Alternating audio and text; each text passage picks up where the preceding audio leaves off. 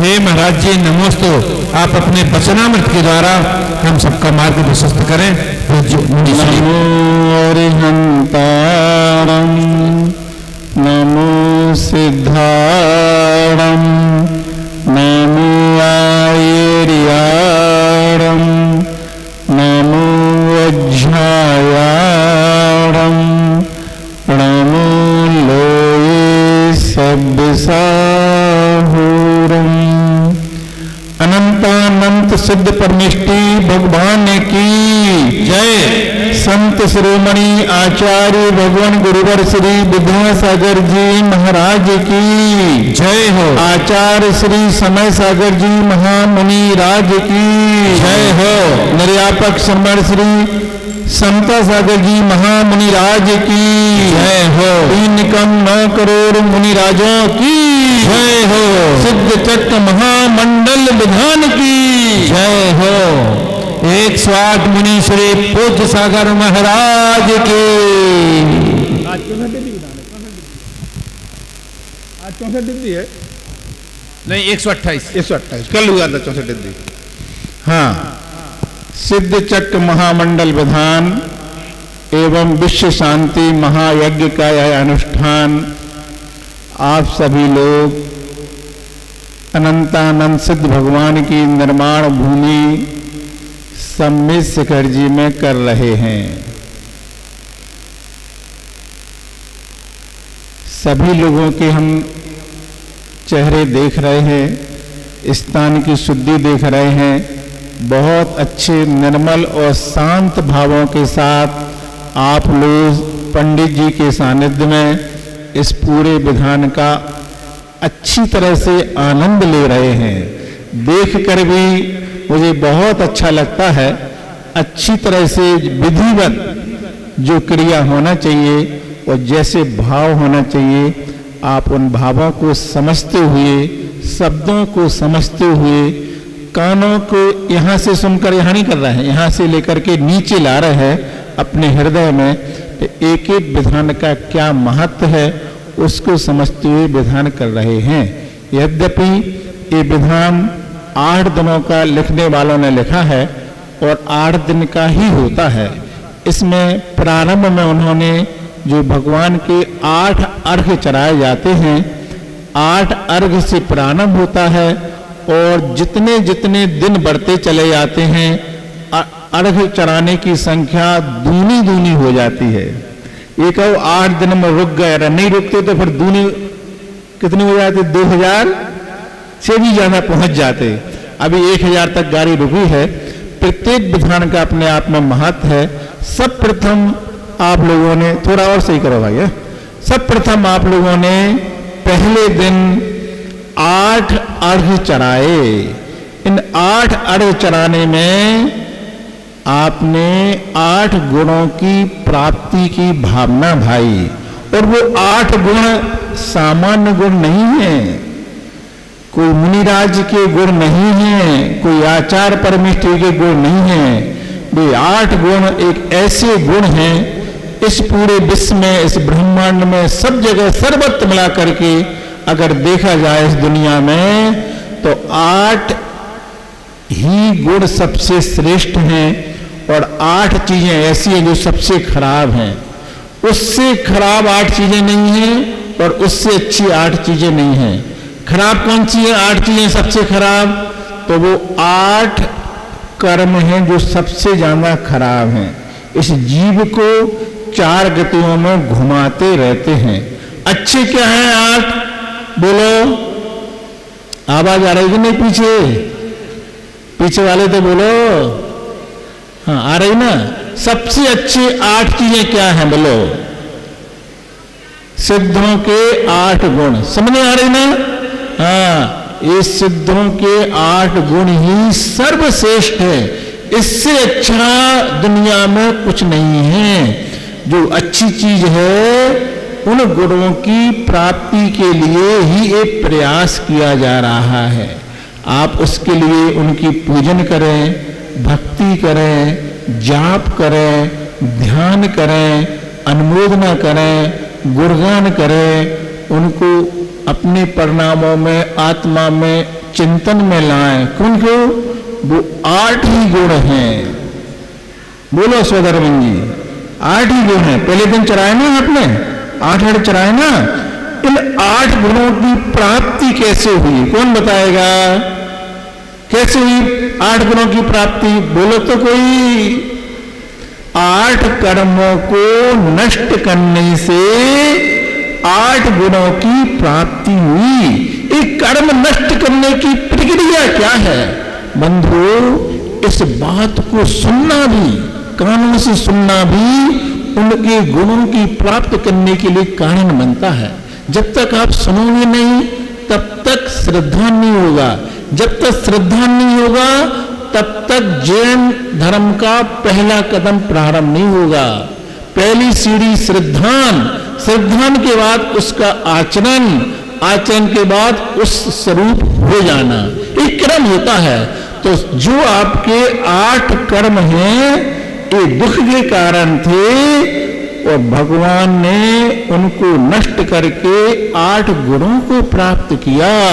हमें बार बार शुरू से लास्ट तक एक ही भावना बना कि भगवान इन्हीं 8 गुणों को प्राप्त करना है। हर क्रिया का लक्ष्य इन्हीं 8 गुणों को प्राप्त करना है। ये 8 गुण 8 कर्मों के नष्ट करने से होते हैं, लेकिन इनका भी क्रम होता है। सबसे पहले 8 कर्मों में से एक कर्म नष्ट होता है। सबसे पहले नाम बोलो, हैं? बहुत अच्छा सोदरमंड पंडित जी, आपने बहुत अच्छे मनाया, स्वाध्यायशील है, अच्छा लग रहा मुझे, सही उत्तर दे दिया। पहला कर्म मोहिनी कर्म है। ये मोहिनी कर्म इस जीव को संसार में फंसाए रखा है, ग्रस्त में फंसा के रखता है। ये मोहिनी कर्म का जंजाल बड़ा विकट है। इस मोहिनी कर्म के भी 2 टुकड़े हो गए। नाम बोलो, दर्शन मोहिनी, चारित मोहिनी। वाह क्या बात है, हमें लगा 4 दिन पहले से हम क्यों नहीं याद हो जाना है। तत्व चर्चा ये कहलाती है, ज्ञान की बात ये होना चाहिए। संसार का बढ़ाने का कारण मोहिनी कर्म, और उस मोहिनी कर्म के 2 भाग हो जाते हैं। एक है दर्शन मोहिनी और एक चारित्र मोहिनी। आप शुरू सोच रहे होंगे दर्शन मोहिनी तो गृहस्थों का रहता है, सामान्य शुरुआत की बात है। चारित्र मोहिनी बहुत बड़ी बात होती है, मुनियों के लिए है। चारित्र मोहिनी कम होगा तो मुनि व्रत होंगे, लेकिन सबसे ज्यादा खतरनाक है तो दर्शन मोहिनी है। संसार का कारण है तो दर्शन मोहिनी है। इसको नष्ट करने में बहुत ज्यादा मेहनत नहीं करना, सबसे सरल है और सबसे कठिन है। सबसे सरल है, कुछ अपेक्षा नहीं रखता है जी, कोई अपेक्षा नहीं रखता है। आप शुद्धि का भोजन करो, आप कुएं का पानी पिलो, आप ऐसा करो, आप वैसा करो, कोई अपेक्षा नहीं रखता। ये बहुत सरल है और बहुत कठिन इसलिए है कि जब तुम्हारे ऊपर विपत्ति आए उस समय तुम अपना श्रद्धान को मजबूत रखो, उसकी परीक्षा होती है इसमें, बस और कुछ नहीं होता है। आपका श्रद्धान कितना मजबूत है जिनेन्द्र भगवान के प्रति, उसका परीक्षण होता है मोहिनी कर्म में। ये दर्शन मोहिनी क्या करता है? ये कहता है श्रद्धान मजबूत बनाओ। किसके प्रति? परिवार के प्रति, मकान के प्रति, धन के प्रति। ये तो आपको मजबूत बना है। हमारे जो आराध्य हैं उनको पहले समझो, इसको कहते हैं आत्म परीक्षा। अपने भगवान की भी परीक्षा लो, पहले उनको निरीक्षण करो, अध्ययन करो, जानो। और जब जान लो, निरीक्षण कर लो, तो फिर कहना कि सबके मालिक एक जिनेन्द्र भगवान बीतराज प्रभु ही हमारे आराध्य देव हैं। इनके प्रति ही मेरा श्रद्धान है। ये सिर झुकेगा तो वहीं झुकेगा जहां पर बीतराग भगवान होंगे। ऐसा श्रद्धान करने वाला व्यक्ति चमत्कार कर देता है। देव के प्रति श्रद्धा कैसी होना चाहिए? उदाहरण दे रहा है आपको हम। ऐसी होना चाहिए जैसी आचार्य सुमद्भद्र स्वामी महाराज की थी। कलिकाल सर्वज्ञ माने गए वो, उनके ऊपर बहुत बड़ा उपसर्ग आया, परेशानी आई, मुनि पद को छोड़ना पड़ा। कोई बात नहीं, भगवान तो हृदय में बैठे थे, कर्म के उदय हैं, छूट गया। बहुत सी बातें बीच की हैं जो अभी सामूहिक में नहीं बोल सकते हैं, लेकिन रात में राजा ने कहा तुम वीतराग भगवान को मानते हो कि जिन भगवान को मानते हो? हम तो जो मानते मुझे मालूम है। नहीं, जनता के सामने लड़ना होगा और तुम्हें यहां नमस्कार करना पड़ेगा। जहां सामने नमस्कार करना था वो उनका श्रद्धान का वैसा नहीं था। श्रद्धान तो उनका जिनेन भगवान पर था। राजा का दबाव आता है तुम्हें यहां श्रद्धान नमस्कार करना है। हमारा नमस्कार वो सहन नहीं कर पाएगा जहां तुम करवा रहे हो। हमारा श्रद्धान तो जिनेन भगवान पर है। लेकिन राजा ने कहा नहीं, करना पड़ेगा। उनके अंदर जिनेन भगवान थे, इतनी मजबूत श्रद्धान था।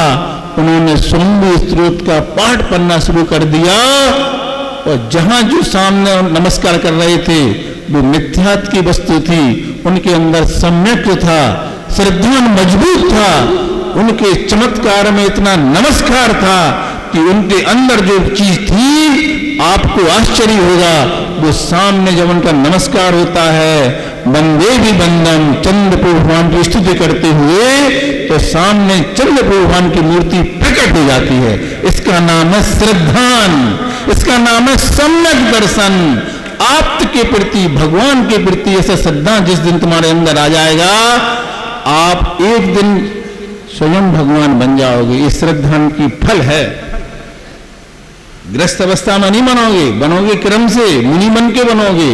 लेकिन जब तक पहला सीढ़ी मजबूत नहीं होगी तब तक मंजिल वाली सीढ़ी नहीं मिलेगी। ये सम्यक दर्शन बहुत महत्वपूर्ण है जैन धर्म में, बहुत महत्वपूर्ण है। छोटा सा उदाहरण दे रहे इसके लिए। एक व्यक्ति को सम्मेद शिखर आया पहली बार और उसको कहाँ जाना था? उसको जाना था कलकत्ता यहाँ से। उन्होंने कहा सम्मेद शिखर जाएंगे फिर बाद में वहां चले जाएंगे। पहली बार आया, आके अंदर आ गया, वंदना कर ली। किसी से पूछा भाई अब ट्रेन कहाँ मिलेगी? बोले इसलिए जाना, सामने पारसनाथ स्टेशन है, बैठना और आप कलकत्ता पहुंच जाओगे ट्रेन में बैठने से। सीधा साधा व्यक्ति था, सीधा गया, स्टेशन पहुंचा, सामने ट्रेन खरीदी, बैठ गया और ट्रेन चल दी। बोलो रेवाड़ी वाले, पहुंच गया नहीं कलकत्ता? सामने खरीदी। हाँ तो बोलो हैं? देखो पंडित जी सारा समझ गए, इसका नाम है पंडित जी। वो पौड़े उल्टे पहुंच गए। क्यों? स्टेशन जाने से और ट्रेन में बैठने से कलकत्ता नहीं मिलता। कौन सी ट्रेन में बैठना पड़ता? अपनी ट्रेन देखना पड़ती। किसी ने कहा अपनी ट्रेन तो रात के 2 बजे है, अभी शाम के 5 बजे, कौन इंतजार करे ट्रेन में का? सामने इतनी ट्रेन जा रही है, बैठो चलो, कौन इंतजार करे इतनी देर का? इंतजार नहीं करोगे ट्रेन में तो बैठ जाओगे, ट्रेन चलेगी भी। जितनी ट्रेन चलेगी उतनी अपनी मंजिल से दूर होते जाओगे। वो पहुंच गया भोपाल, जाना था कलकत्ता। और क्यों? ट्रेन में पहुंच बैठने से मंजिल नहीं मिलती बंधु, अपनी ट्रेन इंतजार करना पड़ेगा। कैसे?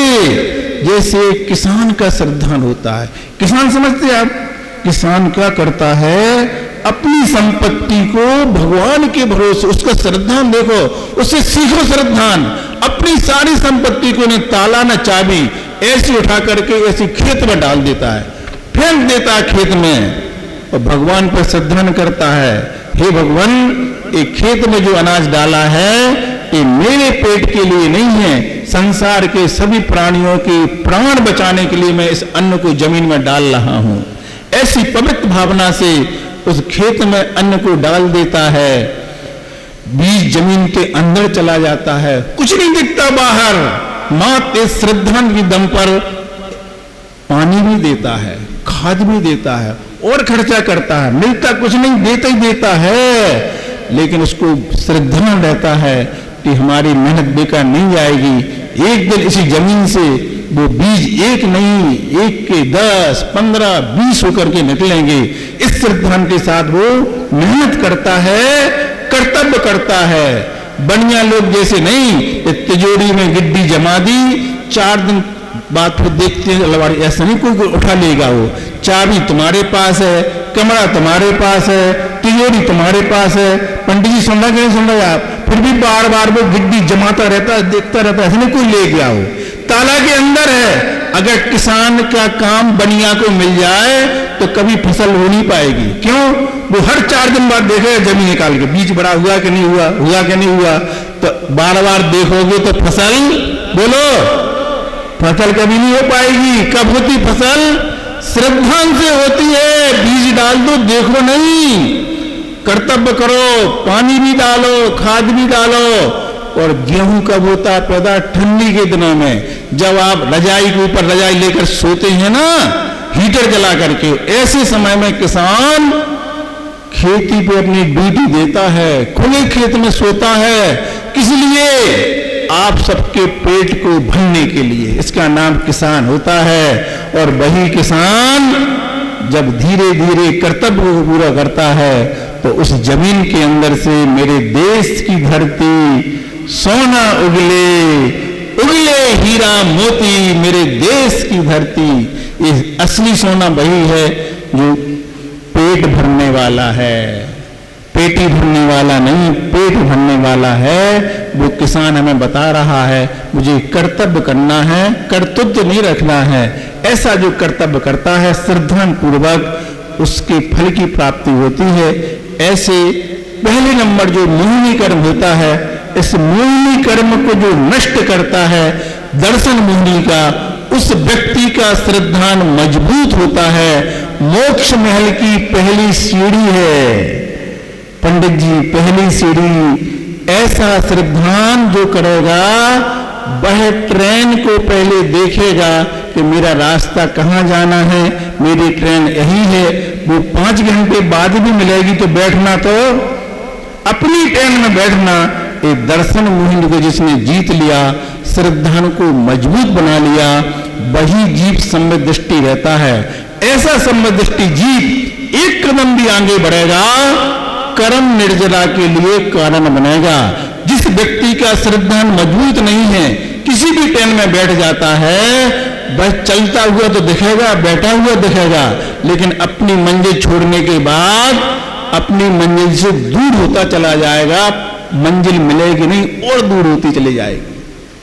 कोई समझे कि हम बिना श्रद्धान के चारित्र धारण कर लें, चारित्र तो दिखेगा लेकिन संसार को बढ़ाने वाला चारित्र होगा। इसलिए पहले श्रद्धान फिर चारित्र।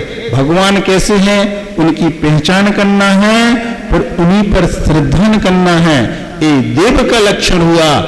ऐसे ही गुरु, कैसे हुई गुरु बताने की जरूरत नहीं है। संत शिरोमणि आचार्य श्री विद्यासागर जी महाराज अपन सबके सामने उदाहरण है। और उन्हीं की प्रतिकीर्ति, वैसा रंग वैसा ढंग, जैसी चाल वैसी ढाल, जैसा वाणी वैसा वात्सल, जैसी भावना वैसी प्रभावना।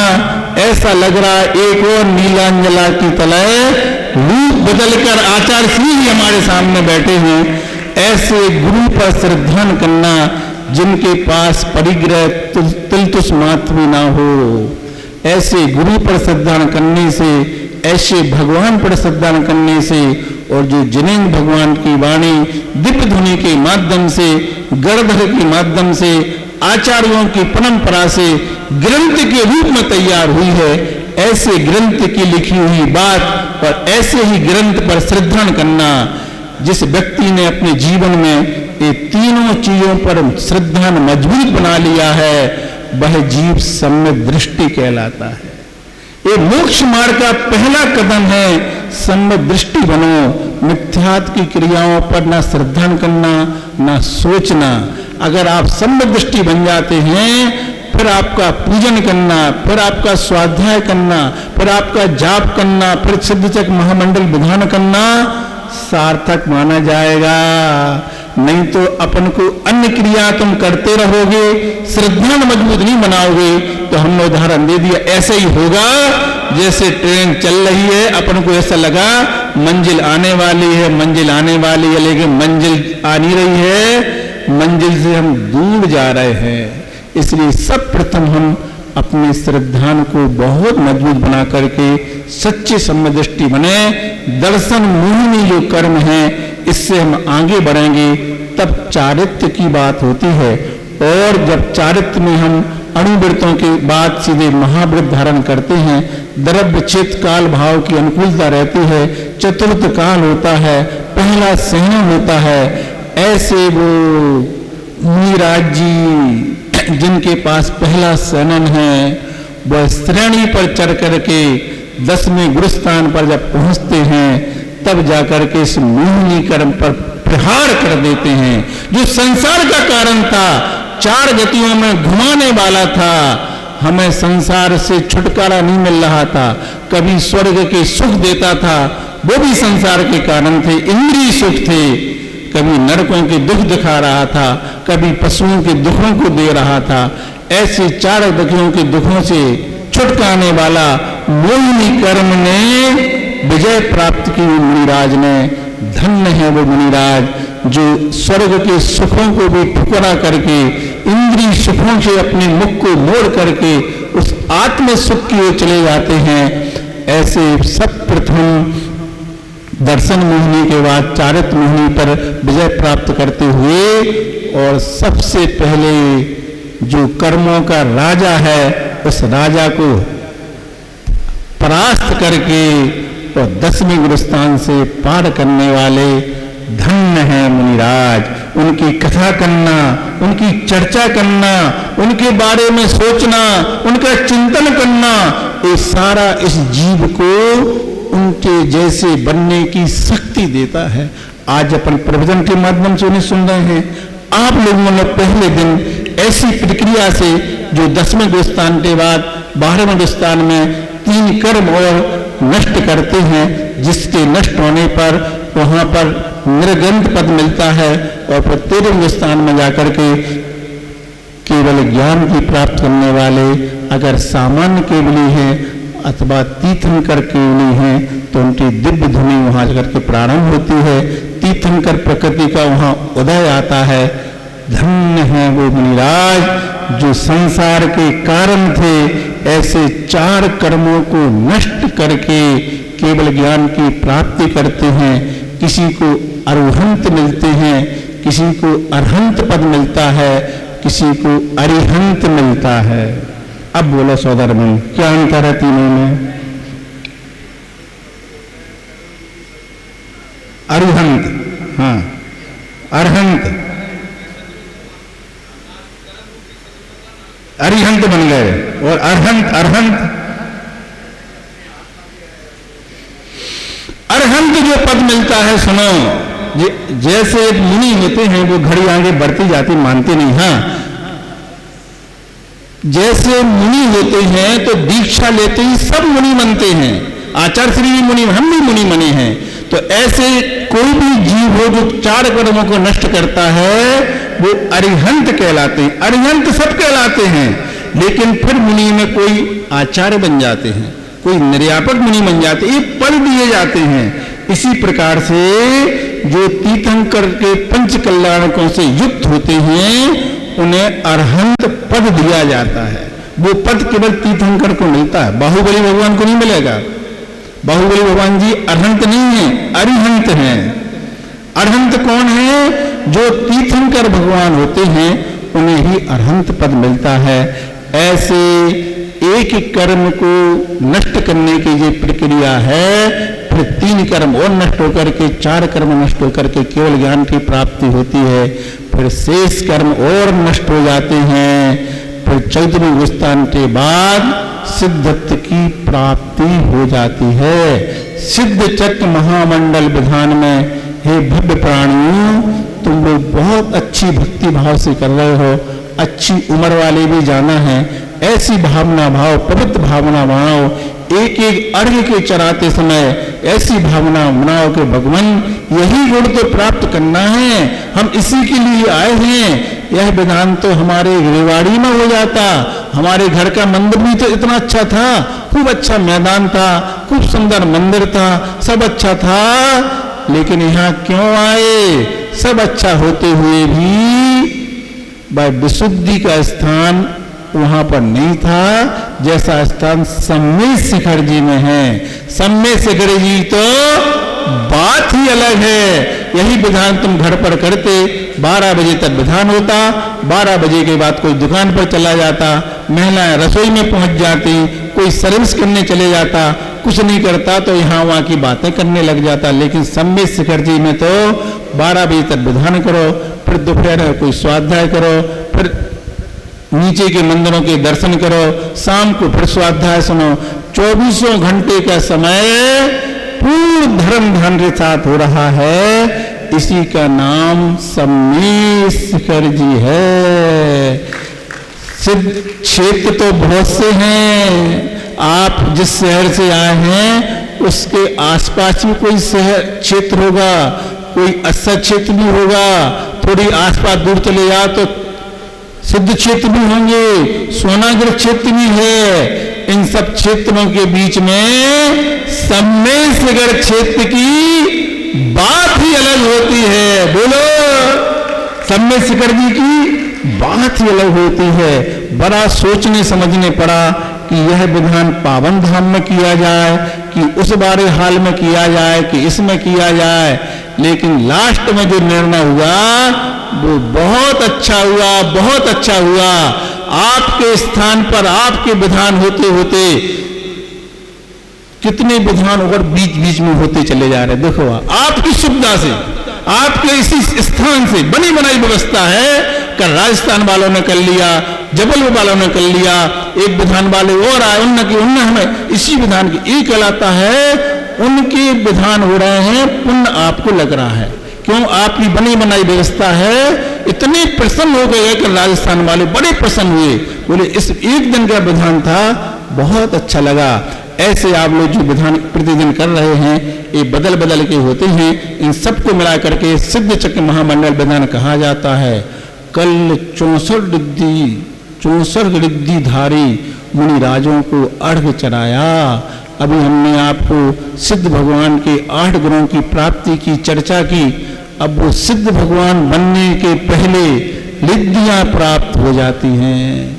एक ही रिद्धि के बारे में कल आपको पंडित जी ने बताया होगा, कैसी ये रिद्धियां होती हैं, कैसी भावना रहती है मुनिराज की। ऐसा हाथ करते हैं, सामने वाले के मन में पाप चल रहा है, उसके मन में कलुषता चल रही है, ईर्षा चल रही है। ध्यान से सुनना हमारी बात। लेकिन जिन्होंने ऐसे हाथ किए हैं उनके मन में विशुद्धि चल रही है, विश्वास चल रहा है, सौम्यता है, सरलता है। हमारे हाथ में जो आहार आ रहा है ये हमारे रत्नत्रय की वृद्धि के लिए काम करेगा। ऐसी भावना से उन्मराज ने ऐसे हाथ कर दिए। उनके मन में नहीं है कि इसमें जहर हो सकता है, मन में भी नहीं सोच रहे। वो दूर तक जिस दिन वो सोच लेंगे ऐसा नहीं श्रावक जहर दे दे, उस दिन जहर हो जाएगा। ध्यान रखना, ये ध्यान से सुनो मेरी बात, मैं क्या कह रहा हूं। वो जहर अमृत कैसे बन जाता है? देने वाला कुछ भी दे, देने वाला कुछ भी दे, निमित्त पे टूटो नहीं आप, निमित्त पर दो, तुम जहर दो। अब जहर अमृत कैसे बनेगा? लेने वाले को शंका ही नहीं है। ये जैन धर्म की पहली सीढ़ी श्रद्धान। हमारे हाथ में जो आहार आएगा वो आहार मेरे रत्नत्रय की वृद्धि के लिए कारण बनेगा। दे दो, तुम जहर दे दो, उनके रत्नत्रय की वृद्धि में कारण बने। इस भावना से मैंने हाथ ऐसे किए हैं, और जिस भावना से उन्होंने किए अब वो जहर जहर नहीं रहेगा। क्यों? विशुद्ध परिणाम है, सरलता है, अंदर की विशुद्धि के परिणाम है।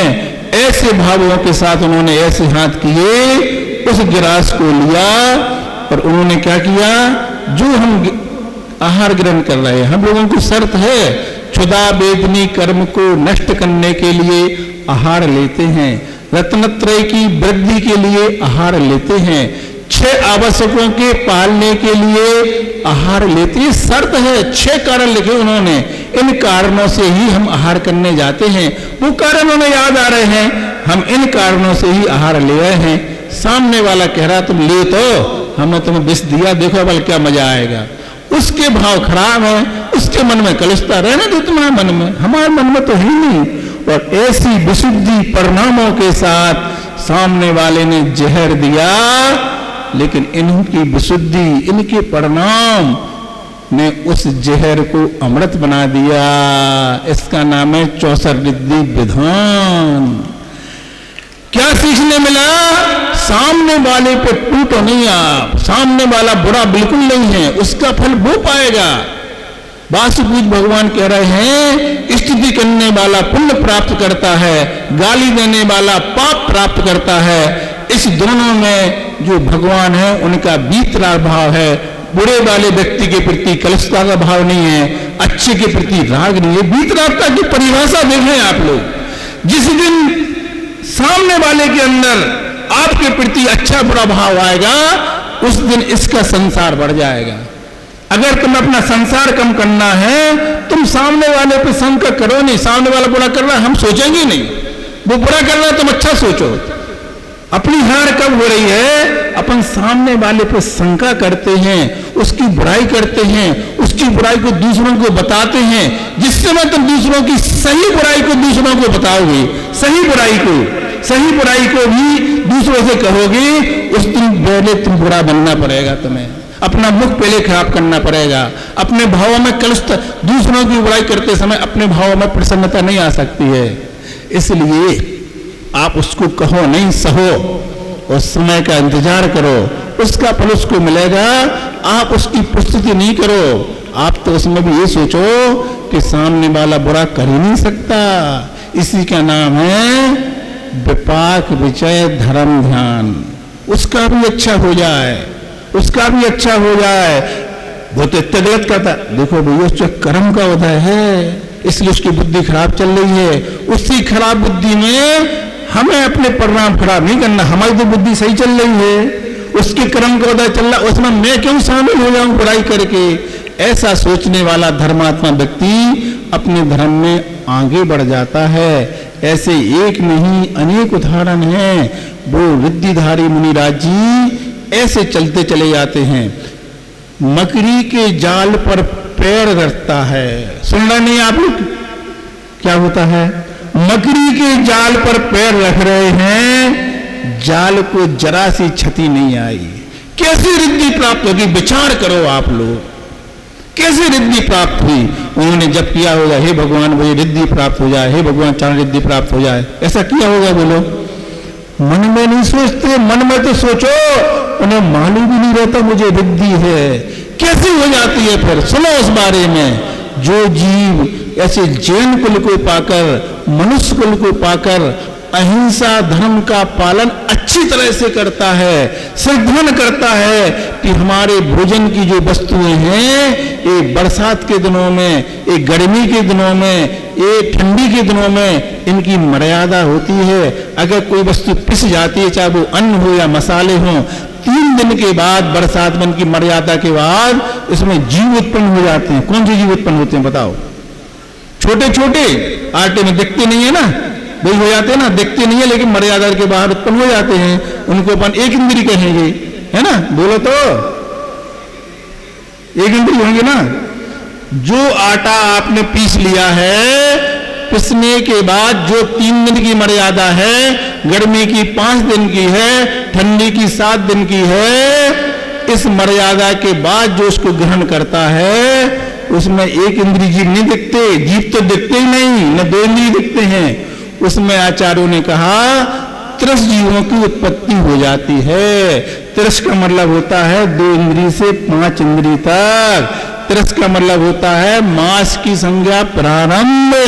मर्यादा से बाहर जो खाओगे, जे फास्ट फूड वगैरह तो बात दूर की बात है। पहले तुम्हारे घर के अंदर जो वस्तु है, हमारे आचार्यों ने कहा पहले उसकी भी मर्यादा बनाओ। इसी का नाम होता है अष्टमूल गुण, इसी का नाम होता है प्रतिमा धारण करना।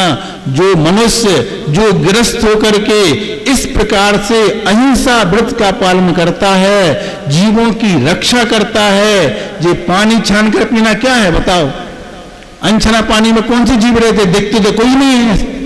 ये तुम बोतल भरे रहते ना, भैया कौन सी बोतल आती है, शुद्ध मुद्ध नहीं रहता उसमें। उस बोतल के अंदर 30 जीव रहते हैं।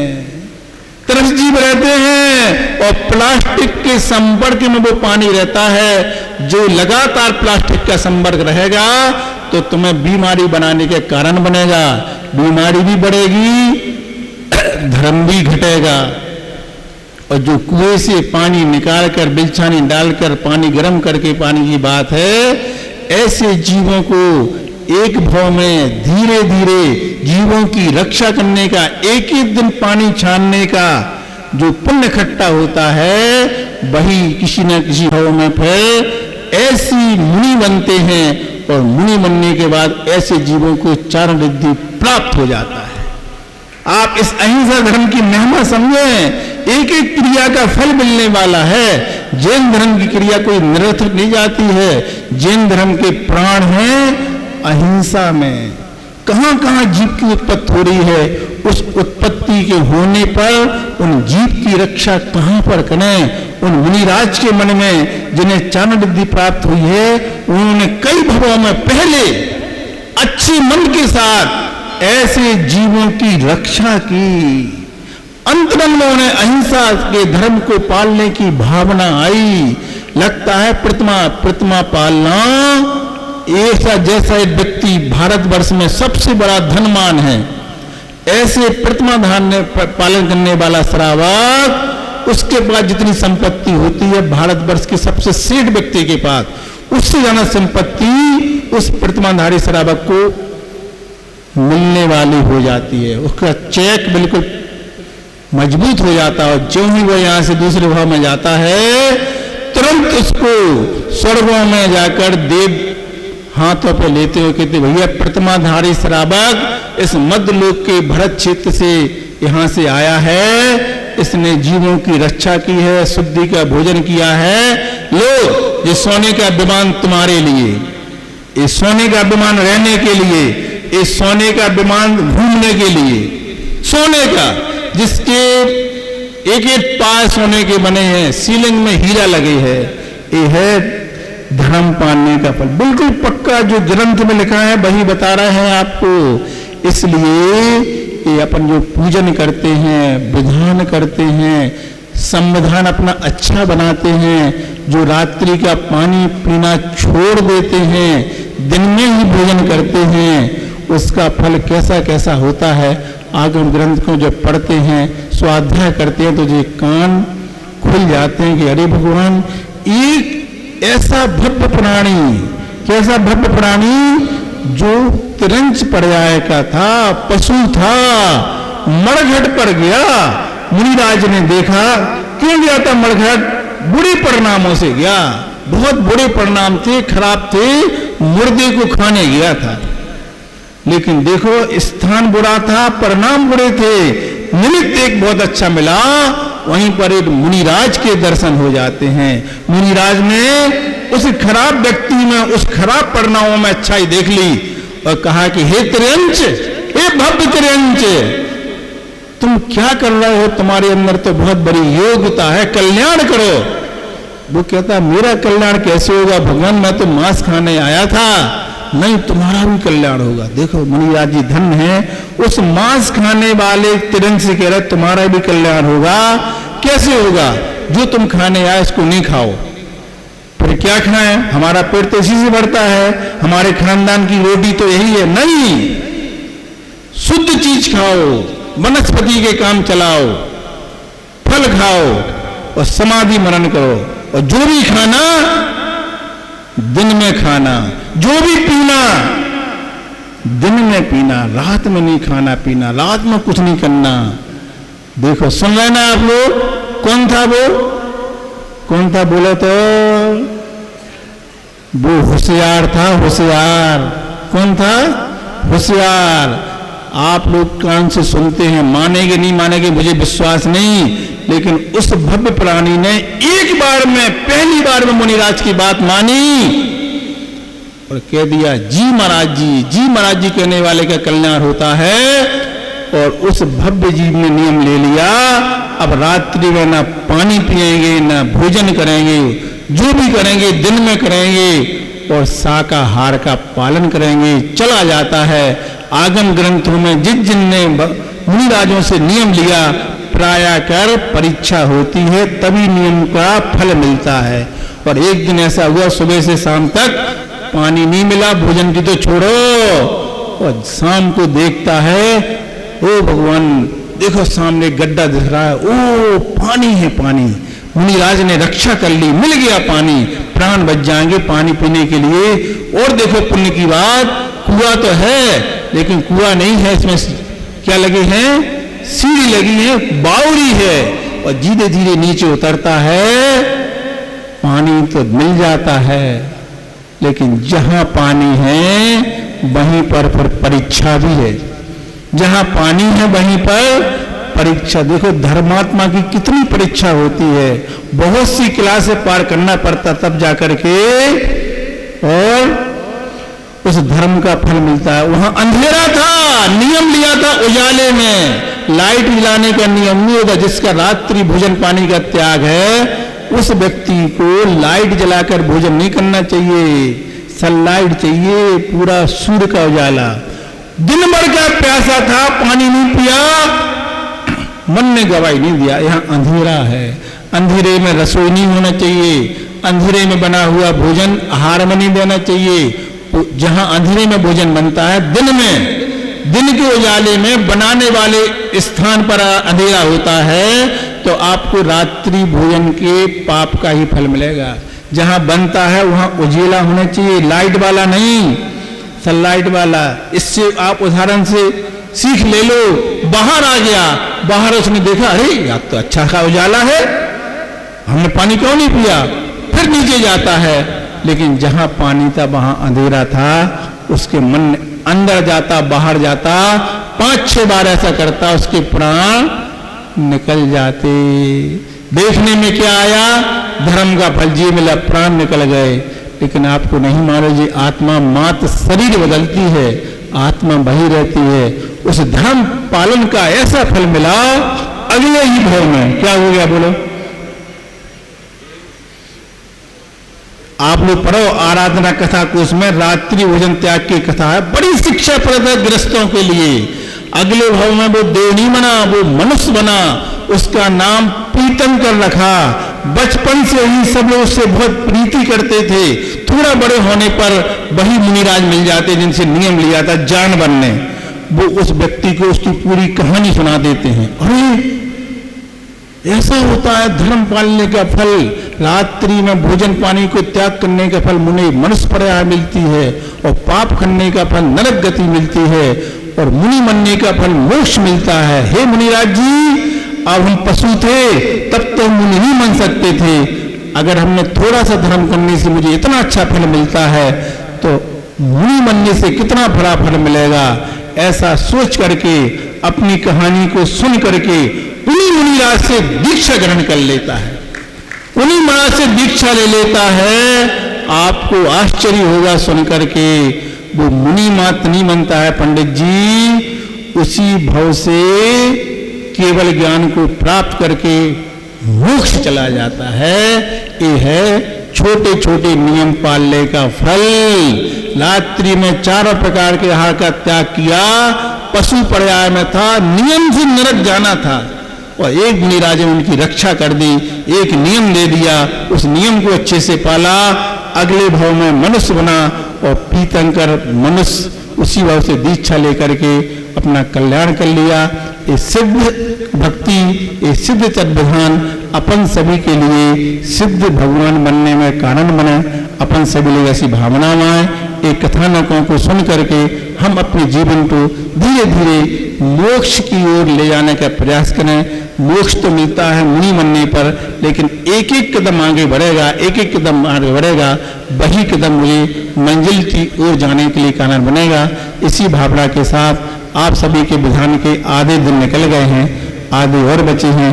मैंने जो देखा है, जो अनुभव किया है, जितने दिन निकले हैं बहुत अच्छे से निकले हैं, बड़ी पवित्र भावना से, अच्छे परिणामों से आप लोग विधान कर रहे हैं। जब आधे दिन अच्छे निकले हैं, इनको देखकर लग रहा है कि आगे वाले दिन भी अच्छे ही निकलेंगे, और जब 8वें दिन अच्छे निकलेंगे, अच्छी भावना से विधान हो रहा है, तो ऐसा ग्रंथ में लिखा है, जो व्यक्ति अच्छे भावों के साथ जिनेन्द्र भगवान की पूजन भक्ति विधान करता है, उसको एक दिन जिनकी आराधना कर रहे हैं उन्हीं के पद की प्राप्ति नियम से होती ही है।